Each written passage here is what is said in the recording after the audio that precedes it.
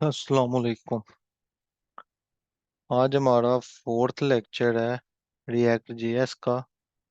Last lecture के अंदर मैंने इंस्टॉलेशन और दूसरे पार्ट में मैंने कंपोनेंट के बारे में एक्सप्लेन किया था कि रिएक्ट के अंदर कंपोनेंट्स क्या चीज़ें। ठीक है। और आज हम क्या करने लगे हैं कि जो हमारी इंस्टॉलेशन थी रिएक्ट की, हार्ड पार्ट को, इस पूरे फाइल स्ट्रक्चर को हम समझते हैं कि ये फाइल स्ट्रक्चर है क्या और इसका मेन पॉइंट क्या चीज़ है। हर स्टेप को मैं लिखूंगा, टू द पॉइंट आप उस चीज़ को देखोगे। सबसे पहले नोड मॉड्यूल था। नोड मॉड्यूल के अंदर जितने पैकेज होते हैं वो सारे के सारे इसी के अंदर इंस्टॉल होते हैं। मैं यहाँ पे लिखने लगा हूँ file structure in React JS. ठीक हो गया। अब बेसिक फाइल स्ट्रक्चर जो आप लोग को समझ होनी चाहिए, मैं यहाँ पे लिखने देना हूँ सिंक फाइल स्ट्रक्चर स्ट्र स्ट्रक्चर का आप लोगों को पता होना चाहिए ताकि रिएक्ट का के अंदर प्रोजेक्ट करना आसान हो। अब स्टार्ट करते हैं हम। हमारे पास सबसे पहले नंबर 1 पे आ जाएगा नोड मॉड्यूल। ठीक है। नोड मॉड्यूल क्या करता है, जितने पैकेज हम इंस्टॉल करते हैं वो सारे के सारे इसके अंदर आ जाते हैं। ठीक हो गया जी। ये पहला और मेन था। उसके बाद पब्लिक पे आ जाते हैं। इसको अभी मैं नहीं देखता, तो देख लेते हैं। पब्लिक बेसिकली क्या करता है, नंबर 2 पे पब्लिक, PUBLI, पब्लिक। पब्लिक क्या करता है, जितना जो सिंपल या जितने नॉर्मल फोल्डर या फाइल इसके अंदर रख देते हैं। फॉर एग्जांपल इमेजेस या CSS। ठीक हो गया जी। ये सारे के सारे इसके अंदर हमारे पास मौजूद होते हैं। नंबर 3 पे मैं आता हूँ। हमारे पास आ गया अब ऐप रीडमी, ये आ गया। उसके बाद पैकेट डॉट JSON आ गया। ठीक है। अब सबसे पहले जो हम काम करते हैं वो यूज करेंगे इसके अंदर गिट इग्नोर पे। ठीक है। सिंपल। सबसे पहले नंबर 3 पे मैं देखूंगा गिट इग्नोर का। बेसिकली ये हमारे पास क्या है, एक फाइल होती है। इसको ओपन कर लेते हैं हम सबसे पहले, ये वाली। ठीक है। ये जितने भी गिट हब पे हम प्रोजेक्ट रखते हैं या भेजते हैं, पुश करते हैं, तो इस फाइल से हमें पता चलता है कि हम पुश की है या नहीं की। ये हमें टू द पॉइंट उस चीज को बता देता है कि आपको गिटहब पे कैसे फाइल भेजनी है। फाइल मीन जितना आपका प्रोजेक्ट है वो सारे का सारा आप इसके अंदर भेज सकते हैं। उसकी डिपेंडेंसी बता देती है कि हम इसके अंदर पुश करें या ना करें। ठीक है। इसके अंदर हम वही सारी फाइल रखते हैं जो हमें पुश नहीं करना होती, जो हम डायरेक्ट गिटहब पे हम भेजते हैं।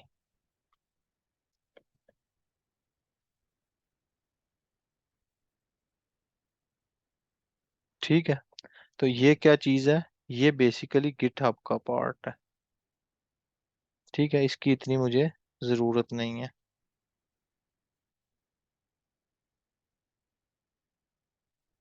अब इसको मैं फिलहाल छोड़ देता हूँ।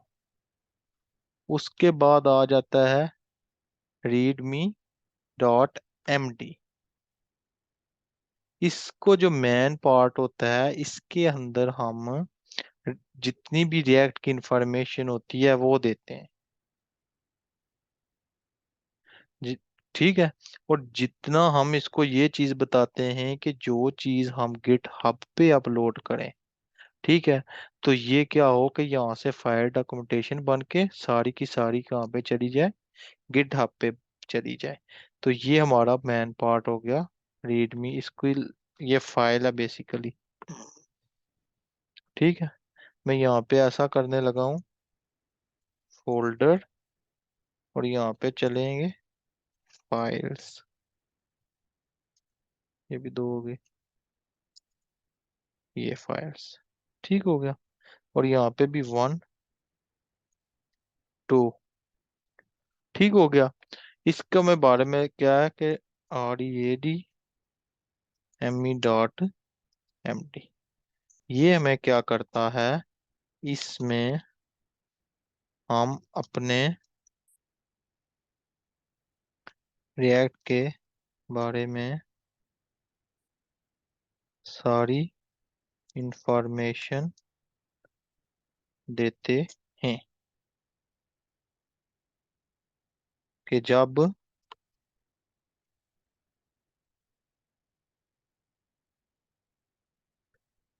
आप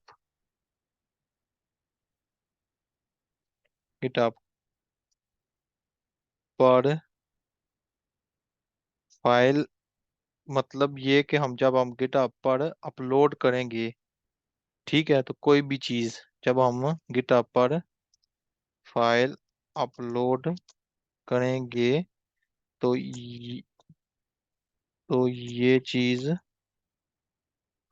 डॉक्यूमेंटेशन बन जाती है। ठीक हो गया जी।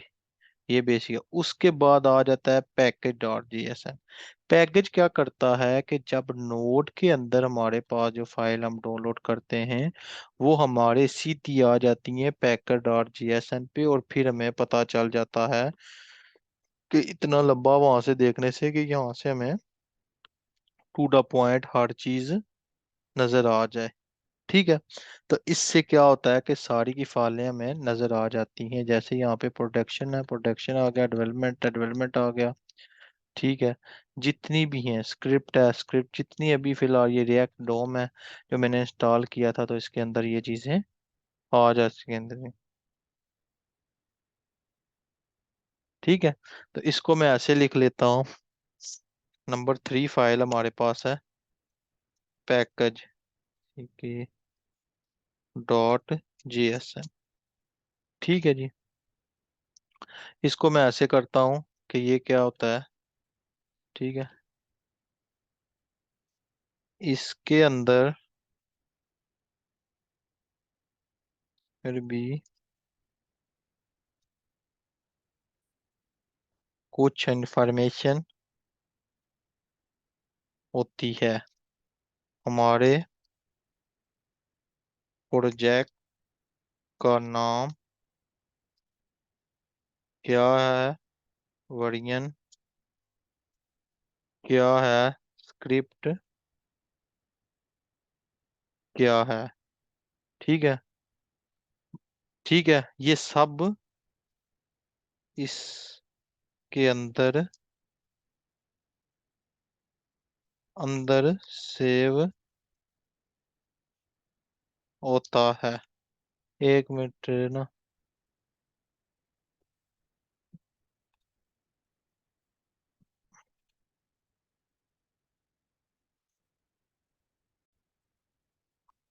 ठीक है।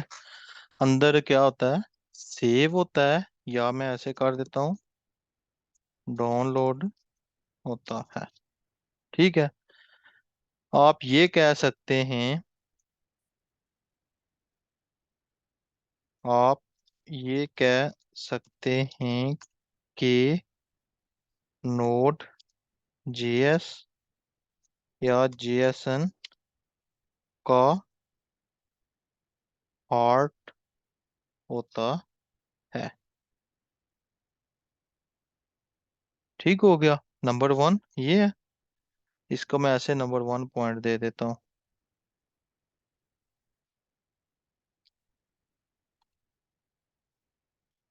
Number one point. ठीक हो गया जी। उसके बाद नंबर दो पे आप ये कह सकते हो कि नोड जेएस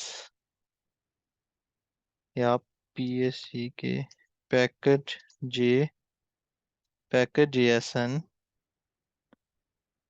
के पूरे प्रोजेक्ट को चलाता है। ठीक हो गया।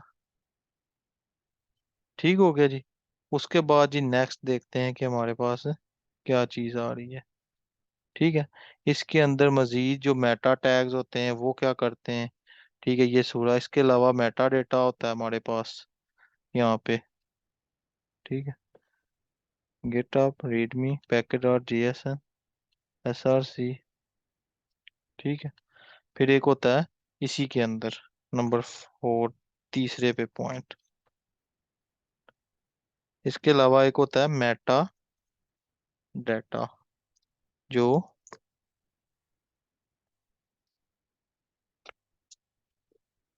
जो आपके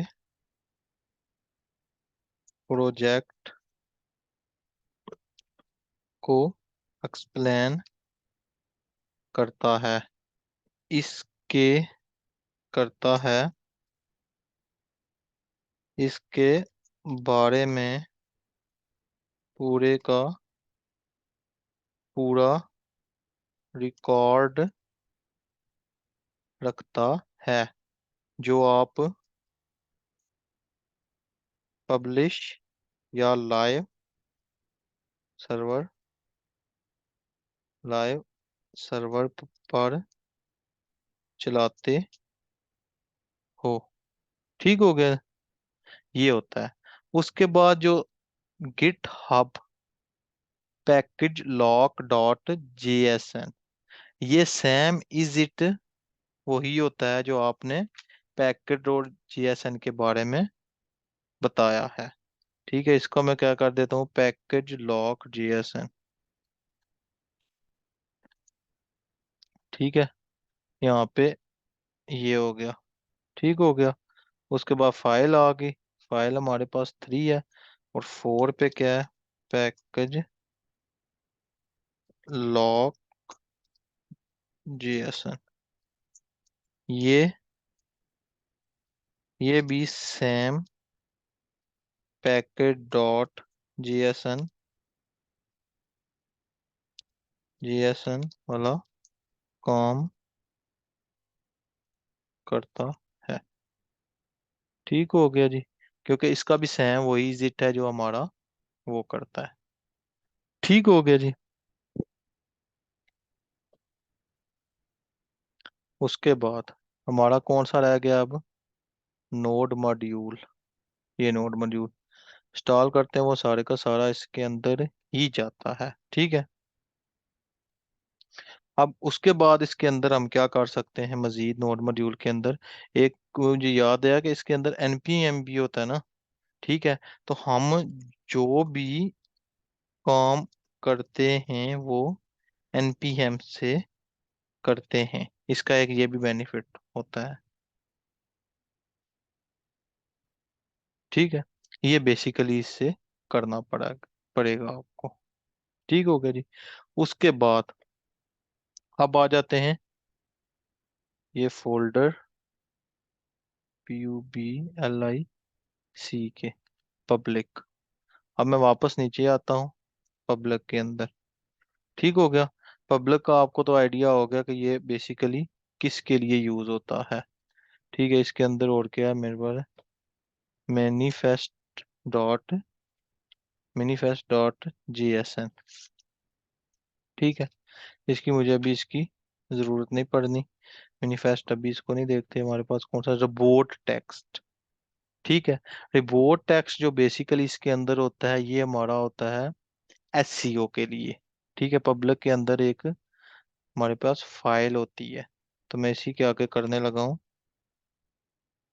फाइल्स। अब यहाँ पे फाइल्स है और नीचे हमारा आ जाएगा 1.फाइल एस या 1 कर देते हैं। तो हमारे पास कौन सी है? रोबोट। ROBOTS robots. ये बेसिकली एसईओ के लिए होती है। ठीक है, ये एसईओ करने के लिए यूज होती है। एसईओ का मतलब होता है सर्च इंजन ऑप्टिमाइजेशन। ठीक हो गया, ये एसईओ के लिए यूज होती है हमारे पास। ठीक हो गया। उसके बाद ये लोगोज वगैरह आ गए। लोगो आप इसके अंदर ही यूज कर सकते हो ताकि मैं पता हो कि लोगों का काम क्या होता है। उसके बाद आ जाता है मैनिफेस्ट डॉट जी एस है। इसको भी देख लेते हैं। 2.मैनी डॉट जी एस है। ठीक है, अब इसका काम क्या होता है? इसका काम, ये जो ऐप नहीं होती प्रोग्रेस ऐप, प्रोग्रेस रिपोर्ट जो आप देते हो, ठीक है, ये एप्लीकेशन बनाने के लिए यूज होती है, लेकिन इसका भी हम लोगों ने इस्तेमाल नहीं करना। बेसिक इसका सिर्फ आइडिया आपको दे रहा हूँ कि इसका क्या है, कि ये प्रोग्रेस ऐप बनाने के लिए यूज होती है। ठीक है, इसका यूज हम तब करते हैं जब हम प्रोग्रेस वेब ऐप बनाते हैं। ठीक है, ठीक हो गया जी, ये बेसिक। उसके बाद हमारे पास इंडेक्स डॉट आई टी एम एल है। तो ये तो आपको सबको पता है कि ये किस लिए यूज होता है। ठीक है, कि ये इसका मेन काम क्या है और इसका हम यूज क्यों करते हैं। ठीक है, जितना भी इसके अंदर होगा लिंक्स होंगे या जितने भी लिंक का कंपोनेंट के लिंक होंगे वो सारे के सारे इसी के अंदर आते हैं, इंडेक्स डॉट आई टी एम एल के अंदर। मैन हमारा जो ये है, जो मैन फाइल हमारी कौन सी है? ये। ठीक है, और जो जितने कंपोनेंट कॉल होके आएंगे वो इस रूट से होके आएंगे। ठीक है, जितना काम करोगे वो किसके अंदर होगा? रूट के अंदर। इसको अब मैं ऐप है तो इसको मैं कर देता हूँ रिएक्ट जीएस। ठीक हो गया जी, ये हमारा आ गया रिएक्ट जीएस के बारे में, कि रिएक्ट जीएस क्या है। अब आगे चलते हैं। ये भी हो गया पब्लिक वाला। इसको अब हम आते हैं मैन अपने फोल्डर्स के ऊपर, जो हमारा क्या था? SRC। तो मैं क्या करता हूँ कि इधर फिर नीचे जाता हूँ, फोल्डर। ठीक है, फोल्डर मैन ऐसे कर लेते हैं ताकि आपको भी याद रहे। SRC सोर्स फोल्डर, कुछ भी आप लिख लो, लेकिन ये हमारा मेन फोल्डर होता है। इसके ऊपर सबसे ज्यादा हम काम करेंगे। जिसके ऊपर जिसके ऊपर सबसे ज्यादा काम करना है। ठीक हो गया, ये मैंने बताया, ये बेसिकली होता है सोर्स। ठीक है, इसको इसको सॉल्ट फॉर्म SOURC सोर्स। ठीक है, और इसका सॉल्ट फॉर्म जो होता है वो SR शॉर्ट होता है, वो क्या होता है? SRC source. ठीक हो गया जी। उसके बाद इसके अंदर अब आ जाते हैं हम मेन पे। सॉरी, यहाँ पे इसके अंदर सबसे पहले app dot C S S है, ये कंपोनेंट की CSS है। ओवरव्यू में एक बार दे देता हूँ ना, फिर आपको बताता हूँ। फिर ऐप डॉट जी एस है जो मेन हमारा कंपोनेंट होता है। इसके अंदर हमने क्या करना होता है? ठीक हो गया। उसके बाद index dot C S S है, और ये मेन पेज की जो सी एस एस होती है वो हमारी होती है। यहाँ पे इंडेक्स डॉट जे लोगो, जो हमारा लोगो है, उसके बाद रिपोर्ट है, वेहिकल है। ठीक हो गया। रिपोर्ट है, उसके बाद सेटअप टेस्टिंग है, ये बेसिकली टेस्टिंग के लिए होती है। ठीक है। और ये जो रिपोर्ट होती है, ये रिपोर्ट जनरेट करने के लिए होता है कि कौन सा काम अभी कर रहे हैं या करना है। ठीक है। ये बेसिकली इसके लिए हम यूज करते हैं कि कौन सा कर रहे हैं या नहीं करना, ये इसके लिए होती है। ठीक हो गया। अब मैं क्या करता हूँ कि वन बाय वन हम इसको क्या करते हैं, स्टार्ट करते हैं। App dot C S S में नहीं लिखता, क्योंकि ये आप सबको पता है कि ये हमारा कंपोनेंट का होता है, सी एस एस का पाथ या फाइल इसको बोल लो। ठीक है। हम जाते हैं सबसे पहले सेटअप टेस्ट। ठीक है, ये होता है टेस्टिंग के लिए। तो ये आपको आइडिया होना चाहिए कि क्या है। तो यहाँ से मैं अब फाइल्स इसकी ऐसे कर लेता हूँ यहाँ पे, फाइल्स। ये मैंने जितना काम करवाया ना आप लोगों ने, इसके नोट्स बना के मुझे आप सेंड कर दें, क्योंकि आगे टोटल काम आप प्रैक्टिकल है। बेसिक कंसेप्ट आपके यही आज क्या लेक्चर में हो जाएंगे। ठीक है जी। नंबर वन पे डॉट पे मैं क्या कर देता हूँ, सेटअप टेस्ट डॉट जेएस। इसको मैं ऐसे लिखता हूँ, क्या मैंने बताया कि ये बेसिक होता है टेस्टिंग के लिए। इसको मैं कहता हूँ कि सॉफ्टवेयर डेवलपमेंट में इसको क्या कहते हैं, सॉफ्टवेयर डेवलप में इसे क्या कहते हैं, या क्या होता है। तो ये बेसिकली जब आप डेवलप करते हैं या करते हो, फिर टेस्ट करते हो, फिर डी बग करते हो। डिबगिंग बताई थी ना, चेकिंग करते हैं जब हम। तो जब ये सब ओके हो जाता है, तो सही तरीके से सही सब ओके हो जाता है या सही तरीके से टेस्ट हो जाता है, तो फिर आप क्लाइंट को दे देते हो। तो फिर आप सी एल आई दे देते हो। ठीक हो गया। ये आपका था टेस्टिंग के लिए, तो इसको मैं कर देता हूँ अब डिलीट। ठीक है। या ऐसा करते हो कि स्टेप बाय स्टेप इसको चलते हैं। तो अगर ये सेटअप डिलीट हो गया, तो ये मेरा हो गया पार्ट अब डिलीट। तो अगर मैं इसको सेव करूँ तो देखो मुझे एरर आ रहा है। तो मैं यहाँ पे जाता हूँ, साथ साथ इस चीज़ को चेक भी करते रहेंगे कि क्या एरर आ रहा है। अभी ये 10 मिनट का टाइम दे। ठीक हो गया। ये हो जाएगा टेस्ट के लिए। ठीक हो गया जी। नंबर वन पे टेस्टिंग के लिए। ठीक हो गया। आज का लेक्चर जब एंड होने लगा हुआ, तो फिर हम कल इस पे जाएंगे। तो कोशिश में इंशाल्लाह करूंगा कि गूगल मीटिंग पे लूँ, तो उसकी टाइमिंग भी थोड़ी ज़्यादा होती है। तो इसलिए आपको ठीक है जी, ये टेस्ट। उसके बाद ये ऐप टेस्ट भी होता है, तो सेम इज इट यही काम करते हैं। तो मैं नंबर वन पे ये है, और नंबर टू पे हमारे पास आ जाएगा app dot test dot J S. ठीक है। अब ये भी सेम इज इट यही है। ठीक हो गया। तो मैं इसको बोलूंगा सेटअप सेम इज इट कर दो।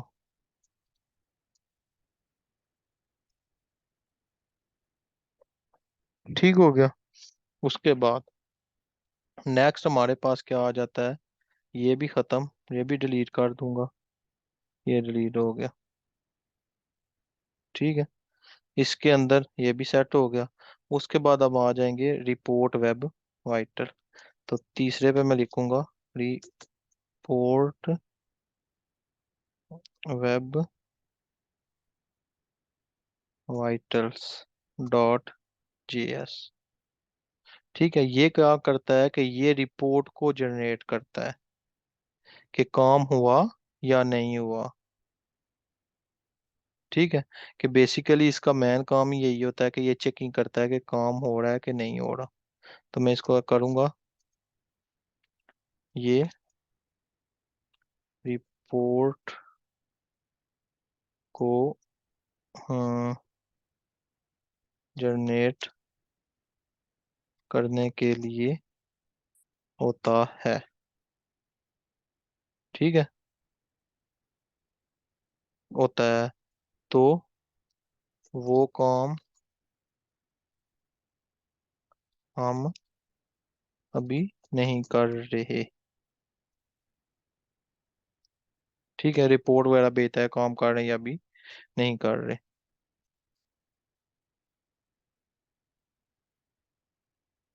ठीक हो गया। उसके बाद ये भी खत्म हो गया, इसकी भी मुझे जरूरत नहीं पड़ेगी। तो ये अब एरर आ गया मेरे पास किसके अंदर, index dot J S S के अंदर। तो मैं यहाँ पे इंडेक्स के साथ जाऊंगा। तो रिपोर्ट वाइटल मेरे पास ये है, इंपोर्ट फाइल हुई है। अभी इंपोर्ट एक्सपोर्ट के बारे में प्रॉपर एक्सप्लेन करूंगा कि वो बेसिकली क्या चीज़ें होती हैं। अब मेरा ठीक हो जाएगा। ठीक है। उसके बाद लोगो, इसकी मुझे इसलिए नहीं ज़रूरत ताकि ये बेसिक जो हमारी इमेज है, ये वाली चीज़, ये इमेज है, ये इसके लिए यूज़ हुई है। ठीक है। तो मैं क्या करूँगा, मैं इसको भी ख़त्म कर दूंगा। ठीक है, यहाँ पे जो इमेज आई है मैं इसको भी, लोगों को भी ख़त्म कर दूंगा। ठीक है जी। मैं एक बार पूरी फाइल को खत्म करके उसके बाद फिर हम इसको अपनी मर्जी से लेके जाएंगे। मैंने लास्ट लेक्चर के अंदर बताया था कि रिएक्ट को बेसिकली अपनी मर्जी से मोड़ सकते हैं। ये रिएक्ट वाला पार्ट भी खत्म हो गया। ठीक है, लोगो इज नॉट डिफाइन के मतलब लोगो इसके अंदर अब ये डिफाइन भी है, तो मैं इस पूरे को क्या कर दूंगा, खत्म। ठीक हो गया जी। ये अब ठीक हो गया। उसके बाद हमारे पास फाइल बची app dot C S S J S index. अब ये मेन चीजें हैं जिनके ऊपर हमने काम करना है। क्यों? क्योंकि app dot C S S app dot J S ये हमारे मेन कंपोनेंट्स हैं। Index dot J S index dot C S S ये हमारी मेन फाइलें हैं जिनके को लेके हमने प्रॉपर हमने काम करना है। ठीक हो गया जी। आज का लेक्चर इतना ही है। इंशाल्लाह कल नेक्स्ट लेक्चर पर मिलेंगे और उसके अंदर प्रॉपर एक छोटे से कंपोनेंट बना के उसके अंदर हम प्रॉपर काम करेंगे। ठीक है। उससे पहले हम क्या करेंगे, इंपोर्ट और एक्सपोर्ट के बारे में एक प्रॉपर एक्सप्लेनेशन दूंगा। क्योंकि देखो आप इसके अंदर ये देख लो, यहाँ पे इंपोर्ट हुआ पड़ा है और जब ऐप के अंदर गए हो तो यहाँ पे देखो एक्सपोर्ट हुआ है। अब इसके बारे में एक पूरा वे पॉइंट हम बात करेंगे कि ये क्यों आए हैं, इनकी मेन रीजंस क्या हुई हैं कि रिएक्ट के अंदर हमें इनकी जरूरत पड़ी है, इंपोर्ट एंड एक्सपोर्ट की। फिर जाके हम मूव होंगे प्रॉपर एक कंपोनेंट्स बना के स्टेप बाय स्टेप उसको वे पे लेके चलेंगे। ठीक है जी। इंशाल्लाह नेक्स्ट लेक्चर पर मिलते हैं। अल्लाह हाफिज।